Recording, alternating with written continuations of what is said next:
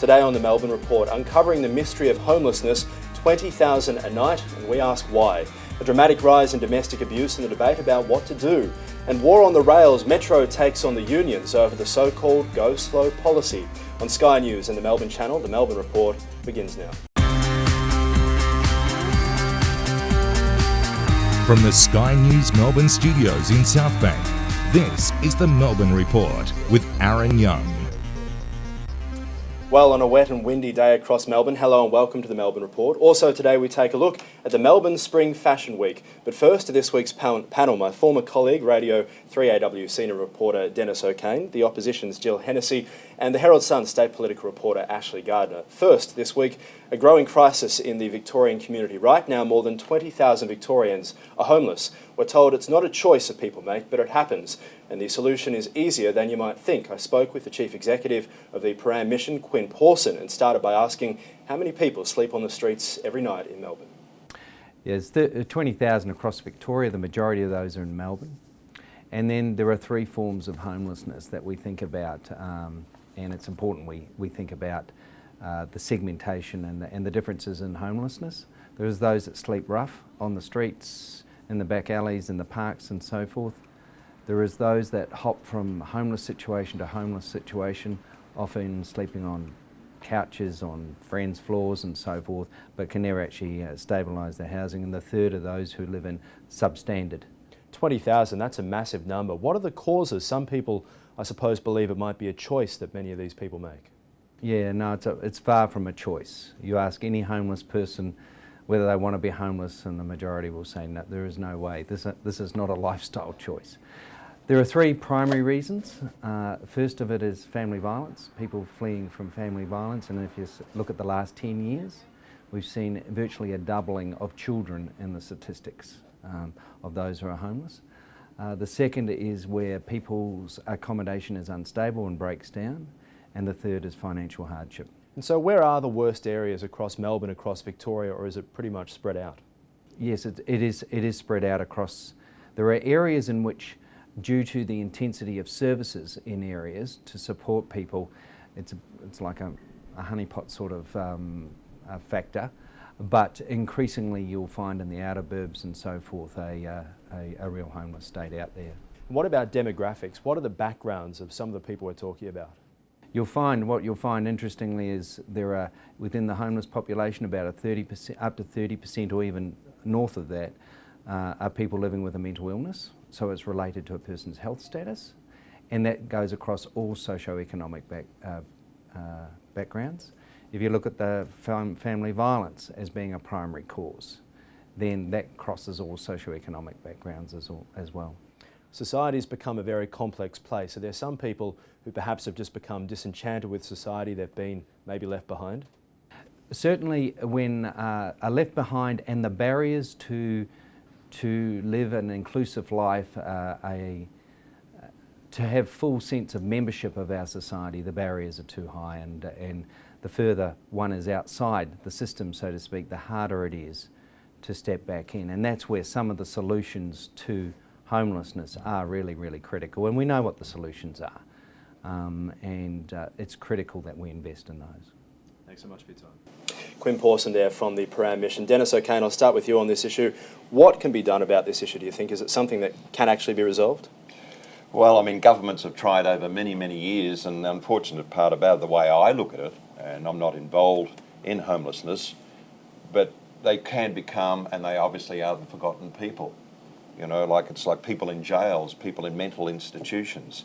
In what we're saying, you know, we're the lucky country and Melbourne's the most livable city in the world.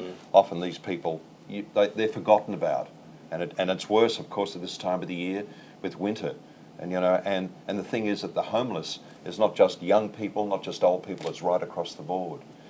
I'd just like to know, how do people become homeless? Where does it start? I mean, you mentioned it, how do you fix it up? I mean, we know the problem's there, but you have to go back and find out how come that person became homeless. Which is a very good point, Jill. Society has become so complex these days. Do you think it is a fact that this is the lowest level that we could possibly have, that we're doing the best we can, or is there more that could still be done? Oh, I think governments need to step up and invest in a whole range of services to address homelessness. Homelessness and the causes are very complex. We know that mental health is a big issue. We know that family violence is a big issue. And specifically for young people and older people, there are specific housing challenges. What concerns me is that the state government is taking its eye off the ball. The federal government's made a commitment to halve homelessness by 2020. The state government's saying, look, we're not that interested in participating in trying to meet that goal because we think it's too aspirational. So you've got to want to genuinely invest in the problem to begin with. Ash, is that your view when you look at the government? Is this an issue for local councils? Is it an issue for state government? Or is it an issue for institutions? Well, I can understand why governments are reluctant to really tackle this issue, Why is that? even though that's not such a great thing, because they've been trying for years to do something, and when has anything worked? It seems that there really needs to be a more fundamental tackling of this issue, as Denis mentioned, getting back to the reasons why this happened, but I'm really not sure. So is it about family then? Let's take it back, and I'll ask everyone on the panel, is it about family? Is that where the issue is? There are a number of things. It's about family, it's about mental illness, it's about joblessness. There are many different factors, and you can't really just pull one lever or another to fix it, and that's why governments just struggle and can never really do anything about it. Jill, what do you think about family? I think that the cause is complex. Lack of family stability might be a cause, but we also know that drug and alcohol issues, mental illness, inability to be connected within the community, within the workplace are also causes. But Ash is right, we do need to focus at the cause so we can prevent homelessness, not just try and manage it. Okay, well now to an issue that is somewhat related. Victoria Police expects a frightening increase in family violence to grow further in the coming years. There's been a 26% increase in the number of offences related to family violence here in Victoria. The thing that's really concerning is that many crimes at this stage, of course, do not get reported. Jill Hennessy, I'll start with you on this one. The statistics of 26%, where has that come from? Do you think it's the fact that there's more violence occurring, or are the statistics getting better? Well, I think there's been a range of reforms over the past 10 years to try and encourage more reporting. So I think that's a good thing. But certainly the anecdotal information given to me by all of the domestic violence service providers is they're seeing an increase in the incidents. They take that back to issues around drug and alcohol abuse, economic pressure as well. But certainly what we need to remember, when we talk about community safety, we often forget private crime, and it's really important that we understand and accept that a vast proportion of the crimes that are occurring in Victoria are happening behind closed doors. Denis, that's a very good point. Closed doors, the government can't really put cameras into every single person's house, even though at times they might like to, but that they can't. What can be done about this? Well, this is a big problem because the police don't want to go behind closed doors either. We all know that when the police get a call to a domestic, as we call them, it can turn out pretty ugly. They just don't want to do it. I mean, they do it, but you ask any police officer, they don't want to get involved with family matters. And it's very difficult, and that's why it's behind closed doors, it's hidden. But, once again, it's like homelessness. You have to look at the cause. One of the things I'm suggesting is the pressures on everyday life. Most families, you've got mum and dad working, the financial pressures are absolutely enormous. And I think that the root cause, not the only cause, but one of the major causes of domestic violence must be the pressures on the family. That's a great point. Over the past couple of years, we've had a financial crisis. A lot of people have lost their jobs. That puts a huge pressure on the family. Ash, do you think that might be one of the reasons why we've seen this huge increase, or do you think it's just purely alcohol? Well, I think the increase is largely a reporting issue. But I think to get to the more fundamental cause, I just think a lot of people out there are quite ill-equipped in dealing with personal matters, whether it be anger management and so on, or the frustrations of life. And so they lash out at family. I'm not defending that. In fact, it's a horrible thing. But I think people really need some help in getting into dealing with life. Denis, where does that help come from? Well, once again, there are agencies that can help out, but as we talked about before, you have to discover these problems. You have to find out what is actually causing the problem. Are, for instance, couples ill-equipped to have children? Are they ready to have children? I'm not saying they shouldn't be allowed to have them, but are people, when they go form a partnership, they have children, are they equipped to handle the pressures of that? We've seen a number of studies that have occurred and have come out in the past week. There was one, I was in Sydney over the weekend and was reading that in the Sydney Morning Herald, talking about a number of problems with children these days, and it's coming from broken families. I then want to link that to Miranda Devine's column, which she wrote a couple of weeks ago, talking about Penny Wong's situation with gay adoption. I want to ask what the panel thinks on the issue of gay adoption just quickly. Dennis? Well, look, when you talk about dysfunctional families, and that can lead to family violence and, of course, children and a whole lot of problems, the way I look at it is, as long as the couple, whether male or female, doesn't matter, as long as they are equipped and able to look after children as a family unit. It doesn't matter if it's a normal marriage situation or it's the same-sex marriage. It doesn't matter, as long as they are equipped to look after their children and love their children. Absolutely. Look, I just wish we would move away from sexuality being a determinant of people's access to things. When you're looking at who is best placed to adopt children, you've got to look at their capability, their capacity to love, their ability to provide children a stable environment. Focus on that. I just don't see how sexuality becomes a relevant consideration in that. And Ash? And, well, I hate to jump on the bandwagon here, but I don't really necessarily... Can you hear the wheels creaking? But I guess this whole same-sex adoption thing, it's just, I don't really see what the argument is there. Let's just look at what the actual outcome is here, and we're not really seeing great problems out there in the community because of this. There is this fear of something that might, what might develop if there's more same-sex adoption. But let's look at evidence rather than just looking at prejudice. Okay. And Ahron, it's also important to remember that at the moment gay couples are able to foster children, and the foster care sector also have lots of children that have been through incredibly damaging home environments. So if it's okay for a same-sex couple to be charged with their care in a foster environment, why is it not okay in an adoptive environment? And who gives anyone the right to stop it? If they're suitable, who gives anyone, legislators, the media, anyone, who gives them the right to, what gives them the right to stop such a unity? Okay, well, that is what the panel thinks on this issue. Obviously, a lot of people with a lot of things to say, and of course, if you have something to say, please email us. But we sent Susan Wilson out, our reporter, to find out what the public thinks with your say.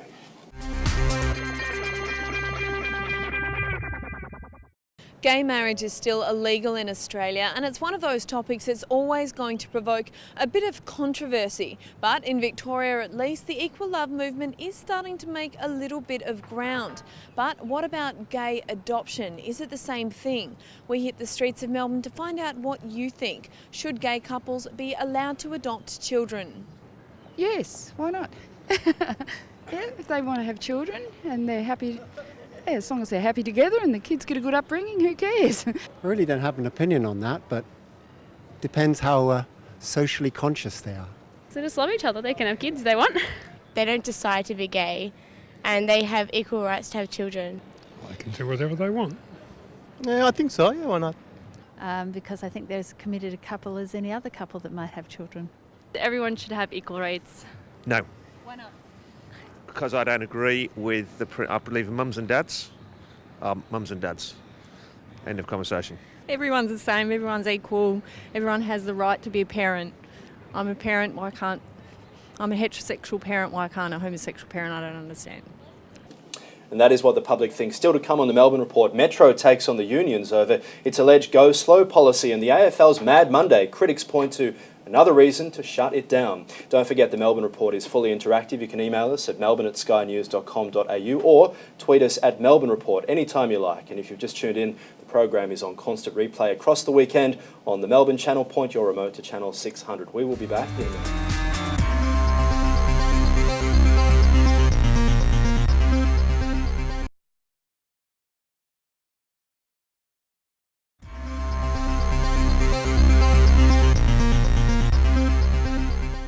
And we are back. Welcome back to the Melbourne Report. I'm Ahron Young. A reminder of this week's panel, Radio 3AW senior reporter and and a good friend, Denis O'Kane, the opposition's Jill Hennessy, and Ashley Gardiner, the state political reporter for the Herald Sun. Well, front page of today's Herald Sun, war on the rails. Train operator Metro has now declared war on the Train Drivers Union, which they claim has sabotaged the network. Metro last night filed an application with Fair Work Australia to have the Rail, Tram and Bus Union Secretary Mark Marotta banned. Ash, as I say, you wrote this front page story today. I want to start by asking, do you think they have a point here? Is it the unions at fault?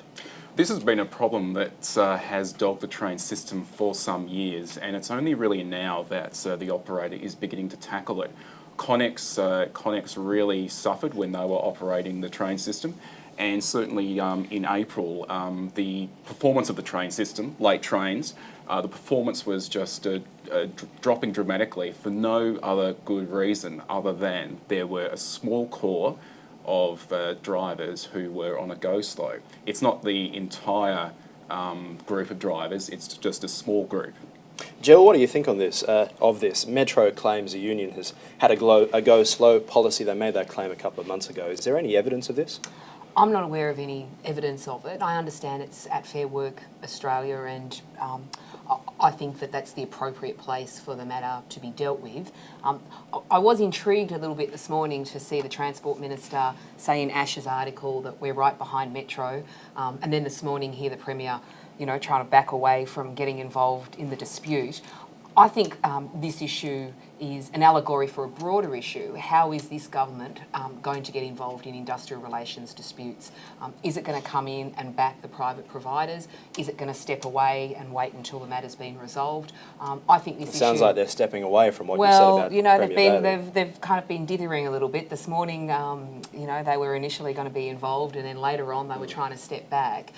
I think what will be really interesting about this issue will be to see what the appetite of this government is to get involved in industrial disputes or to try and keep themselves politically away from them. Dennis, what do you think on this issue? Well, of course, it's a carryover from the old days when the trains, when the public transport was run by the state. And I suppose, back in the old days of the trains run in the Victorian Railway era, there were a lot of, the unions were really strong. And I suppose they're not as strong now, but there's still that element of unionism within the train system. Now, it is a difficult situation, as Jill and Ash mentioned, but the situation, the government is saying basically this is an issue between the workers and the company. And we don't want to get involved at all. And but if it was a company that had nothing to do with the Victorian public, that might be okay. This is a company which certainly has a lot to do with the Victorian public and also the productivity of the state when people arrive at work on time. So shouldn't the government get involved? Well, the railways are privatised. I mean, if it was run by the state, yes, they should and could get involved. But because they're run by a private company, it's just like any other company, they just don't want to become involved. Yeah, this is I guess this is a particular kind of industrial dispute, and that's why it's been so difficult to solve. They're not out there fighting for conditions or better pay or anything like that. This is a personality contest within the union about maintaining a small group of people, maintaining control over one segment of the union. That's how kind of difficult this issue is, and I think Metro just wants to crack that nut for once and for all. One thing that I've found interesting is we've seen a change of government, we've now seen a change of the operator, and yet the problems still seem to be roughly the same. Could it be the union, Jill Hennessy, that we're talking about here? I don't think it's fair to blame the union in respect of the public transport challenges. Just going back to what Dennis said before, the buck ultimately stops with the government. And Ted Baillieu was elected on a platform to come in and fix the problems. And certainly the position from the opposition's perspective is get in and fix them. Do what you need, what needs to be done. Quickly, Dennis. But isn't there a problem, though, because it's privately owned by Metro, the government can then just sort of wash its hands of it and say, look, it's the problem between the employer and the employee, or in this case, a union. The government is still the responsible entity in respect of the accountability of the contract. All right, let's move on. Richmond ruckman Angus Graham has been accused of slapping a woman during Mad Monday celebrations. At a North Melbourne hotel, Graham has told Richmond officials he doesn't remember the incident, but it seems every year Mad Monday turns into a mad debate, even without Brendan Favola in the AFL this year. So, is it time to end the practice, or are players just simply letting off steam? Jill Hennessy, I will start with you on this topic. What do you think? Is it something that needs to be shut down once and for all? Well, it's kind of difficult to think of legislation that says, okay, people should not be morons when they're having a end of year celebration.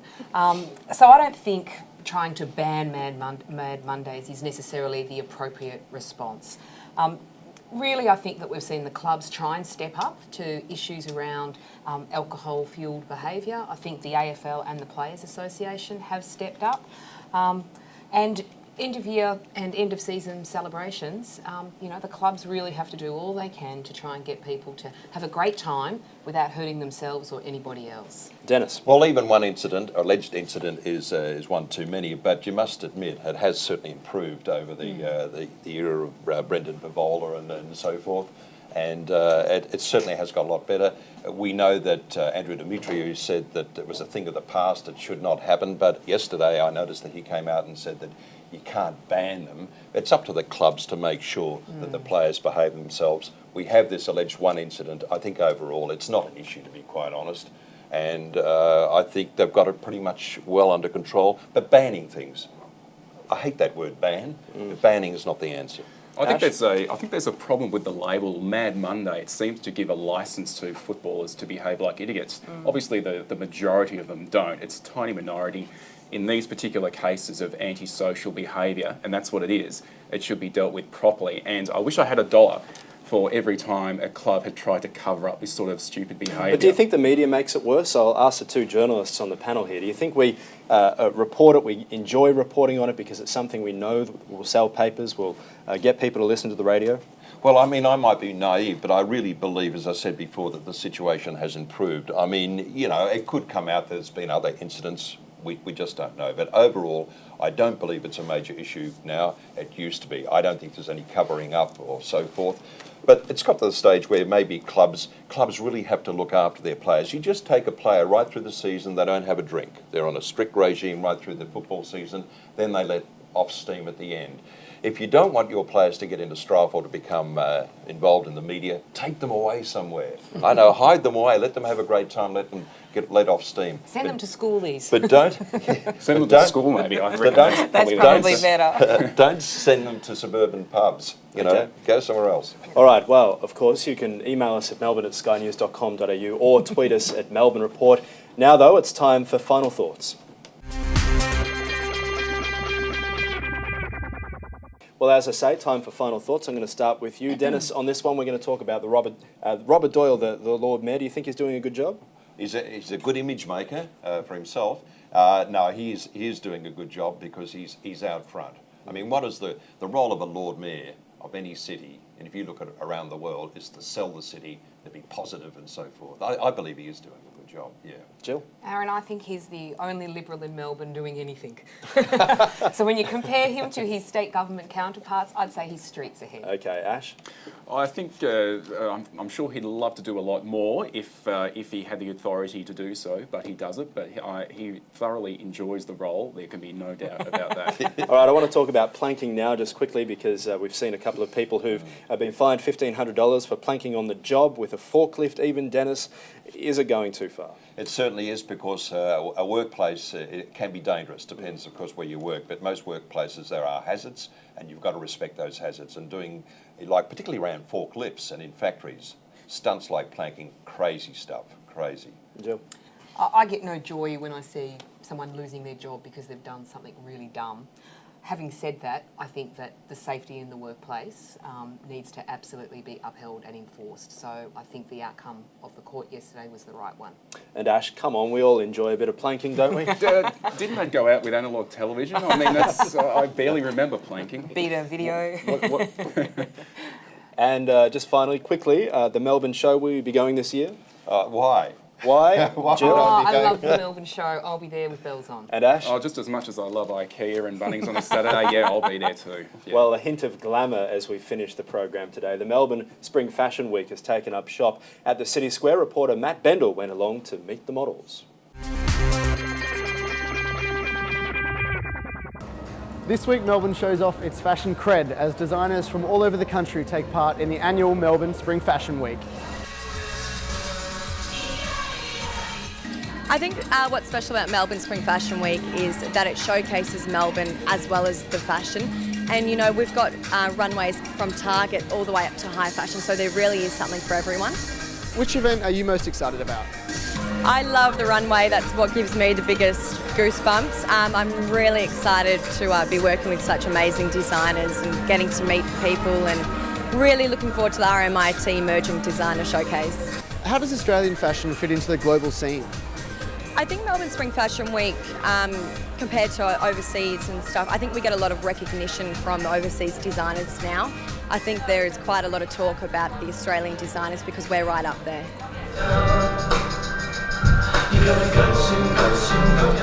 Well, Melbourne is the home of fashion. This event this year is it's grown so big and it's really impressive. I think it's up there with international shows. The collections this season are probably the strongest that I've seen in a long time. And this event is actually also getting a lot of international recognition. So they're just getting stronger and stronger. What does Melbourne Spring Fashion Week mean for Melbourne? Look, I think how this event actually brings the community in as a retail event. There are free shows across the day, tickets to the runway shows are really inexpensive, so it's accessible for everyone. The Melbourne Spring Fashion Week continues all weekend in Melbourne, and this is Matt Bennell reporting for Out and About. And that is the program for this week. Remember, the program is on constant replay across the weekend on the Sky News Melbourne channel. I'm Ahron Young. Thanks so much to our guests. We hope to see you again soon. From the Melbourne studio, have a great weekend.